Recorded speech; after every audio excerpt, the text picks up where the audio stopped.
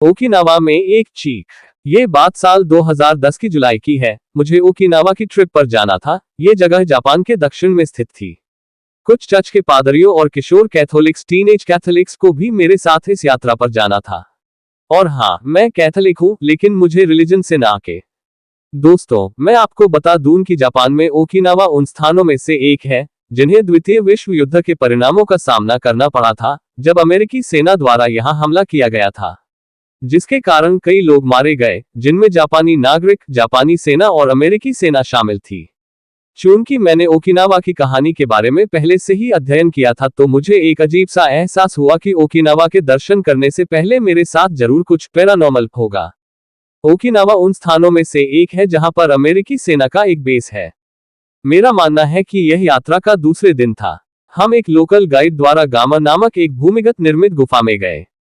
इस गुफा का उपयोग हवाई बमबारी होने पर स्थानीय लोगों की शरण स्थली के रूप में किया गया था, लेकिन कम स्वच्छता होने के कारण कई लोग यहां मारे गए, जैसे कि बच्चे, महिलाएं, बुजुर्ग और यहां तक कि बीमार या घायल लोग। और बस इतना ही नहीं, जापानी सेना ने तो अपने नागरिकों से यह भी कह दिया था कि जब अमेरिकी सैनिक आपके पास आए, तो इससे पहले कि वे आपको मारे, आप अपने आप को मार डाले। अपने गौरव के लिए मर जाना, जापान के लिए मर जाना। बारिश और बहुत अंधेरा होने के कारण गुफा फिसलन भरी थी, या मुझे कहना चाहिए पूरी अंधेरी, बिल्कुल अंधेरी। इसके कारण हमें हाथों में हैंडलाइट्स के साथ चलना पड़ा। जब हम आगे बढ़ रहे थे, तो हमारे पास थोड़ा समय था लाइट बंद करके ये देखने का कि यह जगह कितनी अंधेरी है। मेरा मतलब उस गुफा से था। वह गुफा ठंडी होने की बजाय काफी सर्द, अत्यंत ठंडी थी।